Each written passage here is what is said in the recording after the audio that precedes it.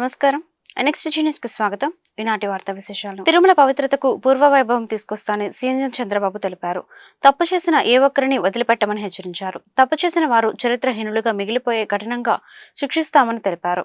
మీడియాతో చిట్చాట్లో చంద్రబాబు ఈ వ్యాఖ్యలు చేశారు.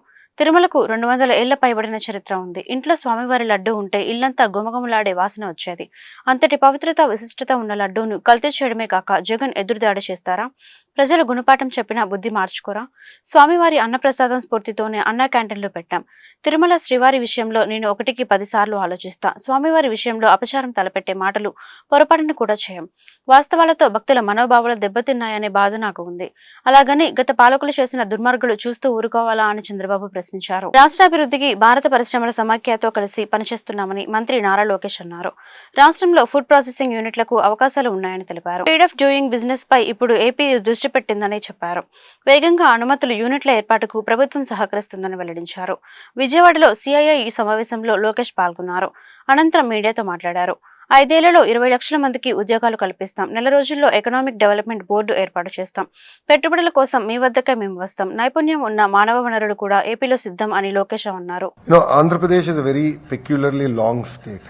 It lends itself well for a very thematic ecosystem based development. And if you look at successful models across the world, they've succeeded because of the ecosystem, and we understand that very well. So if you look at mobility, Anantapur is a focus, renewable energy, Kurnool is a focus, electronics manufacturing is between Chittoor and Kadapa districts both together, sports infrastructure is also going to come there, Prakasam, the entire biofuel is going to be a big thrust area for us. Where we are sitting, which is the capital region development authority, Guntur Krishna is going to be about capital. East West Godavari, all of you know, is exceptionally doing well in aqua. We are very cognizant that we need to make it sustainable aqua. So I've been talking to titans of industry of that sector to look at what are the investments as a state we need to do. So it could be the drainage, it could be the road infrastructure, the cold chain infrastructure. That's something we're talking to them. North Andhra is going to be our pharma, our IT destination. So we have a very clear roadmap, and this is what we're going to focus in terms of chasing investments. ఇటీవల వైసీపీకి రాజీనామా చేసిన మాజీ MLA Killari Rosaiah Janasena పార్టీలో చేరనున్నారు. ఈ మేరకు మంగళగిరిలోని party కార్యాలయంలో అధినేత పవన్ కళ్యాణ్ ఆయన భేటీ అయ్యారు. ఆదివారం ఆయన జనసేన పార్టీలో చేరనున్నట్లు పార్టీ వర్గాలు వెల్లడించాయి. ఆయనతో పాటు వియంకుడు రవిశంకర్ కూడా జనసేన గూటికి చేరనున్నారు.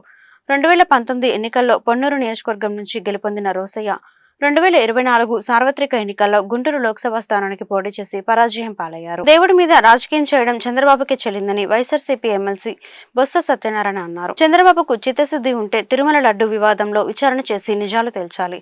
దేవుడికి అపచారం చేస్తే శిక్ష అనుభవించాల్సిందేనని ఘాటు వ్యాఖ్యలు చేశారు.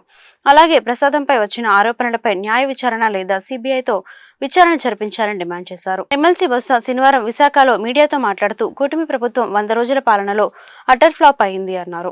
ప్రభుత్వ వైఫల్యాలను డైవర్ట్ చేసేందుకు విష ప్రచారం చేస్తున్నారు. దేవుడి మహాప్రసాదంపై తప్పుడు ప్రచారం మంచి పద్ధతి కాదు. దేవుడి మీద రాజకీయం చేయడం చంద్రబాబుకే చెల్లింది. దేవుడితో రాజకీయాలు చేయడం ఎందుకు? దేవుడితో ఆటలాడితే ఎప్పటికైనా శిక్ష తప్పదు. దేవుడికి అపచారం చేస్తే శిక్ష అనుభవించాల్సిందే. చంద్రబాబుకు చిత్తశుద్ధి ఉంటే విచారణ చేయించాలని డిమాండ్ చేశారు. అధికారం ఉన్న వ్యక్తులు ఏదైనా ఆరోపణలు చేసినప్పుడు మీ చేత అధికారం ఉంది, మీరే అధికారం ఉన్న నాయకులు. రాష్ట్రంలో మీ కూటమే దేశంలో అధికారంలో ఉంది. ఎంక్వైరీ చేయండి, దాని విచారణ జరపండి, దేవుడి నిజాలు తేల్చండి. తేల్చిన తర్వాత అది పెట్టి అప్పుడు మీరు మాట్లాడితే దానికి సంబంధించి ఉంటుంది.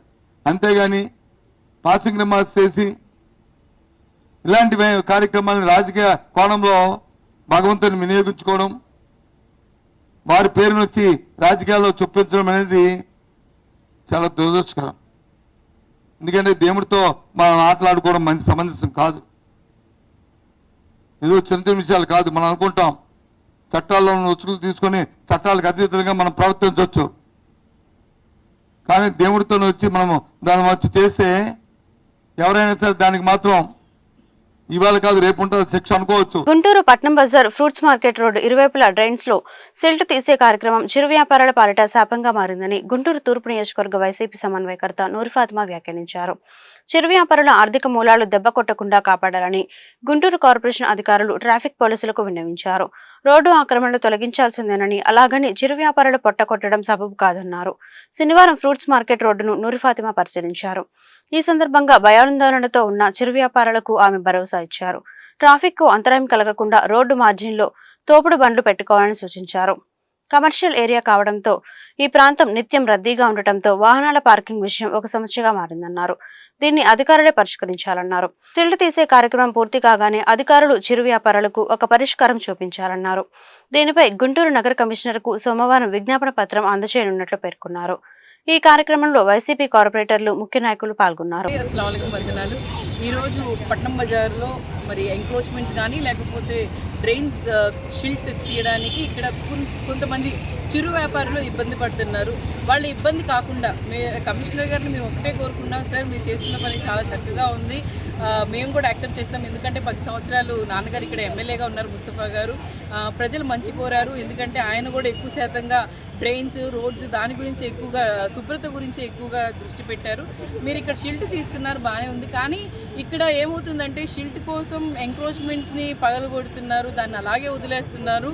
దానివల్ల షాప్ వాళ్ళు ఏమి ఇబ్బంది పడట్లేదు, కానీ ఇక్కడ ఉన్న చిరు వ్యాపారులు, ఎందుకంటే రోడ్డు మీద రోజువారీ కూలీ నాలి కోసం బతికే వాళ్ళు చాలామంది ఉన్నారు. దాదాపు మన ఆంధ్రప్రదేశ్లోనే 5 లక్షల మంది ఉంటే దాన్ని బట్టి అర్థం చేసుకోవచ్చు ఎవరు వాళ్ళ కష్టాజీతం మీద బతికే వాళ్ళే చిరు వ్యాపారులు. ఎందుకంటే మనకి ఎలాగో నెలవారీ జీతమో లేకపోతే బిజినెస్లు పెట్టుకునే డబ్బులు వస్తాయి, కానీ వీళ్ళు ఈ రోజు సంపాదిస్తేనే ఆ సంపాదనతోనే రోజువారీ వాళ్ళు బతకాల్సి వస్తుంది, ఇల్లు గడిచేది వాళ్ళది. మరి వాళ్ళ మనోధైర్యాన్ని వాళ్ళు దెబ్బ కొట్టకుండా, ఎందుకంటే వాళ్ళు సంపాదించుకోవడానికి, వాళ్ళ కాళ్ళ మీద వాళ్ళు నిల్చోవడానికి వాళ్ళు డబ్బులు అప్పుకు తీసుకొని వచ్చి వాళ్ళు చేస్తున్నారు. కాబట్టి వాళ్ళని ఇబ్బంది కాకుండా పోలీస్ అధికారులు కానీ లేకపోతే ట్రాఫిక్ అధికారులు కానీ లేకపోతే జిఎంసీ అధికారులు నేను కోరుకుంటున్నాను, వాళ్ళని ఎక్కడ ఇబ్బంది పెట్టకండి. ఇక్కడ ఉన్న ఎంక్రోచ్మెంట్స్ కానీ లేకపోతే ఇక్కడ ఉన్న వాళ్ళని క్లియర్ చేసిన తర్వాత ఐరన్ స్ట్రేస్ వేసుకొని, అంటే మెట్లు వేసుకొని అలా వాడుకొని వాళ్ళకి అవకాశం ఇవ్వండి. అలాగే ఇక్కడ పట్నం బజార్లో మీరు చూసుకుంటే ఎక్కువగా రద్దీగా ఉండే ఏరియా, ఇక్కడ మీరు వాళ్ళకి ట్రాఫిక్ కూడా చాలా అంతరాయంగా ఉంది. ఇక్కడ ట్రాఫిక్ కోసం ట్రాఫిక్ ఏంటంటే వెహికల్స్ పెట్టుకోవడానికి ప్లేస్ లేదు. కాబట్టి ఎక్కడైనా గవర్నమెంట్ ప్రాపర్టీ ఉంటే ఇన్ అండ్ అరౌండ్ అక్కడ వెహికల్స్ పెట్టుకోవడానికి అవకాశం ఇవ్వండి. ఎందుకంటే నిన్న వచ్చినప్పుడు ఒక ఆయన చెప్పారు 2 కిలోమీటర్ల దూరాన్ని పెట్టుకొని నేను సరుకుల కోసం లోపల దాకా రావాల్సి వస్తుంది, మళ్ళీ ఆ సరుకులు తీసుకొని వెళ్ళడానికి చాలా ఇబ్బంది పడుతున్నాను. ఎన్డీఏ కూటమి ప్రభుత్వ పాలనలో ప్రతి ఇంటికి మేలు జరుగుతుందని సత్తెనపల్లి ఎమ్మెల్యే కన్నా లక్ష్మీనారాయణ స్పష్టం చేశారు. 100 రోజుల పాలనలో అద్భుతమైన మార్పును ప్రజలు చూశారని చెప్పారు. ఇది మంచి ప్రభుత్వం కార్యక్రమంలో భాగంగా శనివారం రాజుపాలెం మండలం మొక్కపాడు గ్రామంలో 100 రోజుల పాలనలో రాష్ట్ర ప్రభుత్వం అమలు చేసిన పథకాలను ఇంటింటికి వెళ్లి కన్నా లక్ష్మీనారాయణ వివరించారు. ఈ సందర్భంగా స్థానికుల నుంచి కన్నాకు అపూర్వ స్వాగతం లభించింది. స్వచ్ఛతా హీ సేవా కార్యక్రమంలో భాగంగా ఆయన మొక్కలు నాటారు. ప్రధాన మంత్రి ఆవాస్ యోజన కింద లబ్ధిదారులకు ఆయన పట్టాలు పంపిణీ చేశారు. అదేవిధంగా గ్రామంలో సీసీ రోడ్లు, సీసీ డ్రైన్స్ కు ఎమ్మెల్యే శంకుస్థాపన చేశారు. ఈ మేరకు ఏర్పాటు చేసిన సభలో కన్నా లక్ష్మీనారాయణ మాట్లాడుతూ సంక్షోభంలో సంక్షేమాన్ని సృష్టించే గొప్ప విజన్ ఉన్న నాయకుడు చంద్రబాబు నాయుడు అని కొనియాడారు. 100 రోజుల్లో అనేక ప్రజా సంక్షేమ కార్యక్రమాలతో పాటు అభివృద్ధి కార్యక్రమాలను కూటమి ప్రభుత్వం చేపట్టిందని వివరించారు. ఈ కార్యక్రమంలో ప్రభుత్వ అధికారులు, కూటమి ముఖ్య నాయకులు, మండల గ్రామ కార్యకర్తలు పాల్గొన్నారు. మరి ఎప్పుడన్నా జగన్మోహన్ రెడ్డి ప్రభుత్వంలో ఒక రోడ్డు వేసారా మీ ఊళ్ళో? వేయలేదుగమ్మా. మరి ఇప్పుడు మేము వేస్తున్నాం, రోడ్డు వేస్తున్నాం, పెన్షన్ ఇస్తున్నాం, సీసీ డ్రైన్స్ కట్టిస్తున్నాం. సరే, ఎంత అమ్ముతావు రోజు? 1000 రూపాయలు అమ్ముతావు. ఏముంది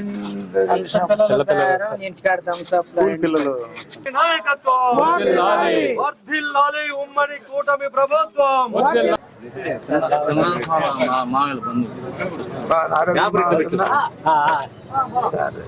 ఏం బాగులేదు, అదే బాగులేదు. ఎంత వయసు ఎంత? పెద్దరాజు వెంకటపేట గారు ఇట్రండి, వెంకటేష్ ఇటు వచ్చండి.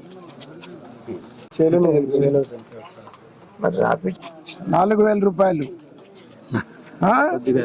చెవుడు వినపడదు ఇలా మనవడు మన నాగరాజు అనే దగ్గర వారే మాకు సాయం చేశారు. మేము భగవంతుడు ఇచ్చినట్టు చేసాము. మొన్న చెప్పు కూడా నగలైన్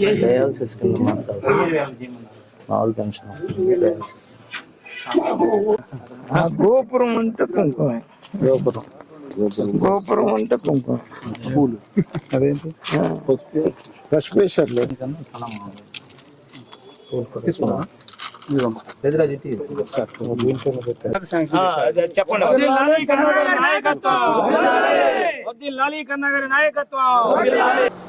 ఎన్డీఏ ప్రభుత్వం వచ్చి 100 రోజులు పూర్తయింది.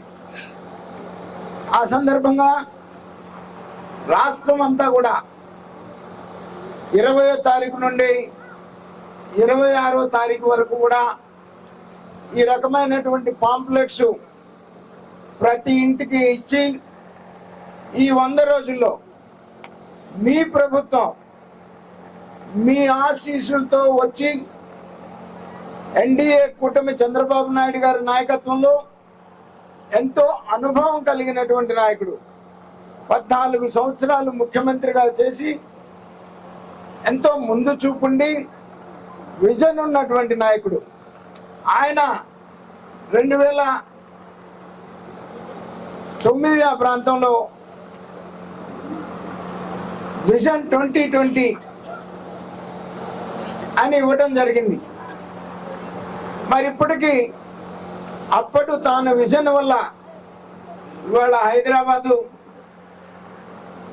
భారతదేశంలోనే ఒక మహానగరాల్లో హైదరాబాద్ ఒక మహానగరం కావడానికి కారణం మన ముఖ్యమంత్రి చంద్రబాబు నాయుడు గారు ఉమ్మడి ఆంధ్రప్రదేశ్లో మరి 14 సంవత్సరాలు 9 సంవత్సరాలు ముఖ్యమంత్రిగా పనిచేయటమే ప్రధాన కారణం అని చెప్పేసి సందర్భంగా తెలియజేస్తా ఉన్నాను.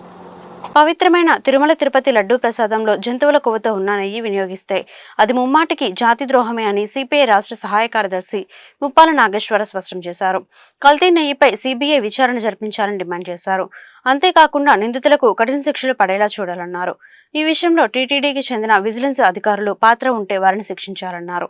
సుప్రీంకోర్టు కూడా ఈ విషయంలో జోక్యం చేసుకుని దేవాలయాల్లో ప్రసాదాలు అపవిత్రం కాకుండా చర్యలు తీసుకోవాలన్నారు. శనివారం గుంటూరు కొత్తపేట సిపిఐ జిల్లా కార్యాలయంలో ఏర్పాటు చేసిన మీడియా సమావేశంలో ముప్పాల నాగేశ్వరరావు మాట్లాడుతూ భారతదేశంలో 69% ఆహారం కల్తీ అవుతుందని ఆందోళన వ్యక్తం చేశారు. అసలు ఏపీలో ఫుడ్ సేఫ్టీ డిపార్ట్మెంట్ ఉందా లేదా అని ప్రశ్నించారు. తిరుమలలో అన్ని రకాల భోజనం హోటల్స్, ట్విన్ హోటల్స్ పై నిరంతరం నిఘా పెట్టాలన్నారు. ఏ తప్పు జరగకపోతే టీటీడీ మాజీ chairman YV Subba Reddy vigilance enquiry వద్దని కోర్టుకు ఎందుకు వెళ్లారని నిలదీశారు. ఈ సమావేశంలో సిపిఐ జిల్లా కార్యదర్శి జంగాల అజయ్ కుమార్, నగర కార్యదర్శి కోటమాల్యాద్రి పాల్గొన్నారు. వారి ఐటమ్స్ అన్ని ఆహార పదార్థాలకు సంబంధించి వాళ్ళు మాత్రమే దాని మీద ఎంక్వైరీ చేస్తారు తప్ప స్టేట్ ఫుడ్ సేఫ్టీ అథారిటీకి ఎంట్రన్స్ లేదు తిరుమల కొండ మీద. దాంతో ఎవరు చైర్మన్గా ఉంటే వాళ్ళు, ఎవరు ఈఓగా ఉంటే వాళ్ళు, వాళ్ళ సొంత ఎస్టేట్ కాబట్టి వాళ్ళు ఏ రకమైన జంతు కళేబరాలకు సంబంధించిన కొవ్వును కరిగించి నేతిలో కలిపినా కూడా దిక్కుమొక్కు లేని పరిస్థితి టీటీడీలో ఏర్పడింది. ఇటీవల శ్యామలరావు గారు ఈఓగా వెళ్ళిన తర్వాత ఈ ఫుడ్ సేఫ్టీ అథారిటీ స్టేట్ గవర్నమెంట్కి తిరుమలలో ఒక 12,000 చదరపు బిల్డింగ్ అని కేటాయించడము, దాన్ని అక్కడ ఏర్పాటు చేయడానికి అవకాశం కల్పించారు. ఒక 6 మాసాల్లో స్టేట్ గవర్నమెంట్కి సంబంధించిన ఫుడ్ సేఫ్టీ అథారిటీ ప్రత్యక్షంగా తిరుమలలో కూడా వీటిని పరీక్షించేటువంటి అవకాశం ఉంటుందని అంటున్నారు. మరి ఈ లడ్డూల సంక్షేమం తర్వాత యుద్ధ ప్రాతిపదిక మీద తిరుమలలో అన్ని రకాల వస్తువుల్ని, పౌర సేవల్ని, మంచినీటితో సహా తిరుమలలో, తిరుపతిలో ఉన్న హోటళ్ళు, పలహారశాలలు, భోజన హోటల్ అన్నింటి మీద కూడా గట్టి నిఘా పెట్టి తిరుమల శ్రీవారి లడ్డూ కల్తీపై పీఠాధిపతులు ఆగ్రహం వ్యక్తం చేస్తున్నారు. అపవిత్ర పదార్థాలు వాడారని తెలిసి ఎంతో వేదన చెందినట్లు చెప్పారు. కృష్ణా జిల్లా పెదపులిపాకలో హిందూ దేవాలయ పరిరక్షణ ట్రస్ట్ ఆధ్వర్యంలో ఏర్పాటు చేసిన మీడియా సమావేశంలో పలువురు పీఠాధిపతులు, స్వామీజీలు మాట్లాడారు. ప్రసాదంలో ఏం కలుస్తుందన్న భయంతో భక్తులు ఉండాల్సిన పరిస్థితి నెలకొంది. అపవిత్ర పదార్థాల విషయంలో కఠిన చర్యలు తీసుకోవాలి. స్వామి సన్నిధిలో వేరే మతస్థులకు ఉద్యోగం ఉండకూడదు. శ్రీవారిపై భక్తి విశ్వాసాలు ఉన్నవారికే ఉద్యోగాలు ఇవ్వాలి. ప్రభుత్వం, ప్రజలు కలిసి ధర్మాన్ని రక్షించాలి. ల్యాబ్ నివేదికలు మనకు ఆధారం, అవి స్పష్టం చేసినప్పుడు చర్యలు తీసుకోవాల్సిందే. ఇంకా తప్పు జరగలేదంటే అపహాస్యం అవుతుంది. ల్యాబ్ ఇచ్చిన నివేదిక ప్రకారం కోర్టుకు వెళ్లాల్సిందే. కోర్టు విధించిన శిక్షలు అమలు చేస్తేనే ఇలాంటివి మరోసారి జరగకుండా ఉంటుంది అని స్పష్టం చేశారు. భారతదేశంలో ఉన్నటువంటి హైందవులందరికీ కూడా ఆరాధ్య దైవమైనటువంటి వెంకటేశ్వర స్వామి సన్నిధిలో ఆ లడ్డూ ప్రసాదం అంటే స్వామివారియే గుర్తొస్తారు. లడ్డూ ప్రసాదం చేతిలోకి తీసుకోగానే అనంతకోటి బ్రహ్మాండ నాయకుడైనటువంటి వెంకటేశ్వర స్వామి గుర్తుకు వస్తారు. ఆ రూపమే కనిపిస్తుంది. ఆయన పాదాల చెంత ఉన్నటువంటి ప్రసాదాన్ని కళ్ళకద్దుకొని స్వీకరించేటటువంటి భాగ్యం మాకు కలిగిందని దేశ విదేశాల్లో చెప్పుకుంటూ ఉంటారు.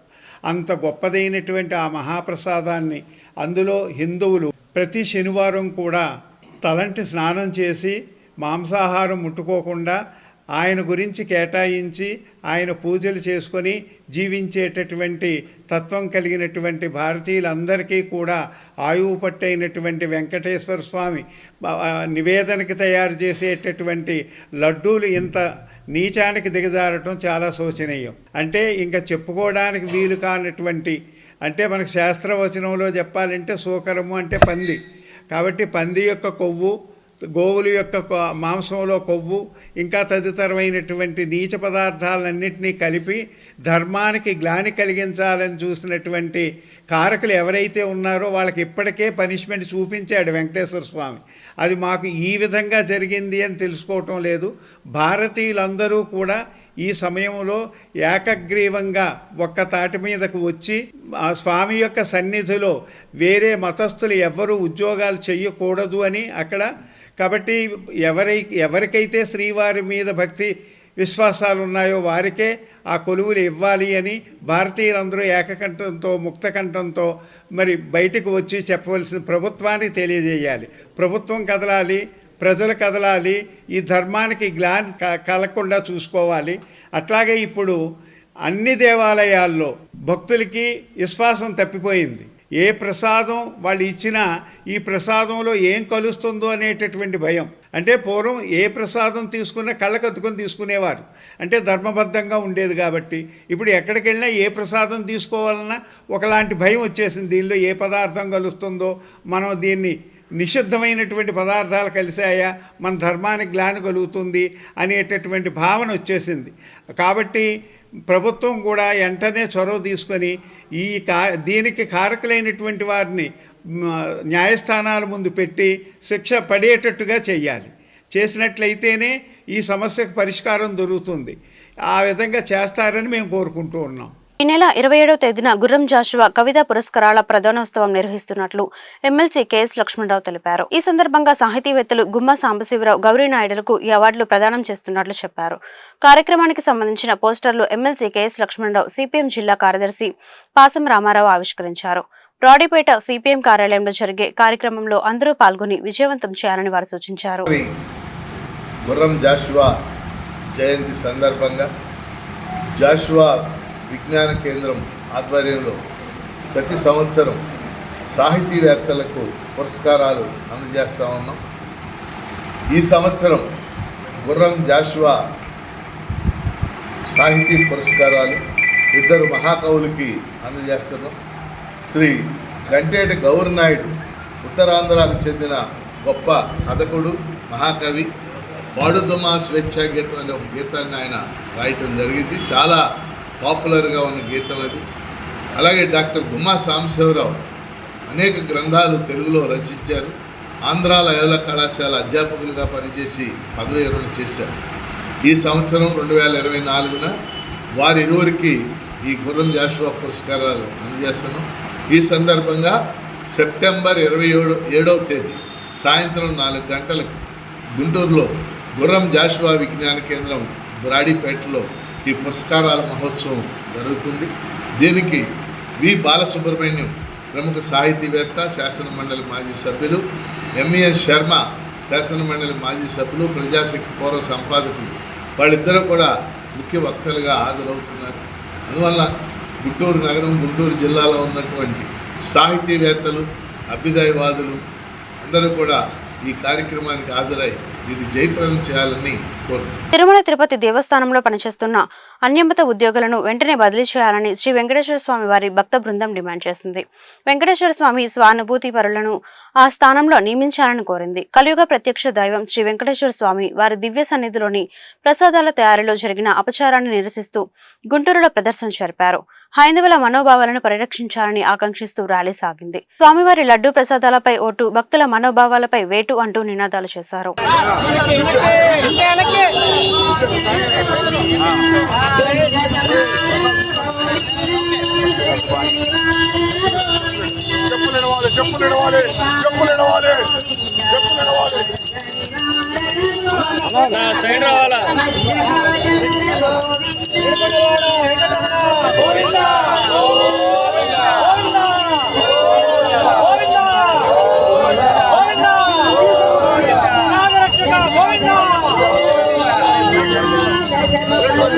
ఈ వార్తలు ఇంతటితో సమాప్తం. మరొక బులెటిన్ మళ్ళీ కలుద్దాం. నమస్కారం.